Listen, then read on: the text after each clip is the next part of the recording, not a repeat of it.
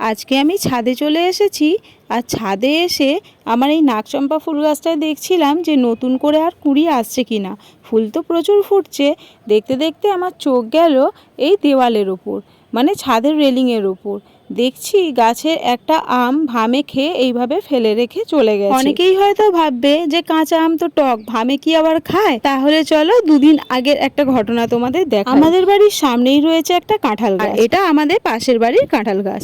সন্ধ্যে 7টার সময় দেখছি দুদিন আগে যে এই গাছে একটা ভাম বিড়াল এসে পাকা কাঁঠালটা খাচ্ছে।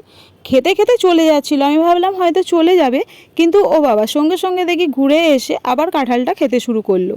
কিন্তু ব্যাপার যেটা হলো সেটা হলো কাঁঠালটা কিন্তু ও পুরো খায়নি। এই হাফ খেয়ে এই যে চলে যাবে, এ আর কিন্তু ফিরে আসেনি। কারণ দুদিন আগে এই যেটুকু খেয়ে গেছে তারপরে কিন্তু আর ফিরে আসেনি। আমি আজকে সকালেও দেখলাম যে যতটুকু ছেড়ে রেখে গেছিল ততটুকুই গাছে ঝুলে রয়েছে, মানে পুরো যেটুকু খেয়েছে তারপরে পুরোটাই নষ্ট।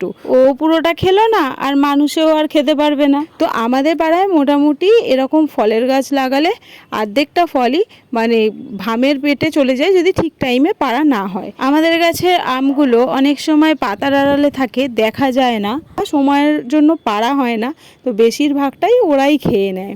তো এইভাবেই চলছে। তোমাদের সাথেও কি এরকম ধরনের ঘটনা কখনো ঘটেছে যে ভাম বিড়ালে এসে গাছের ফল খেয়ে নেয়?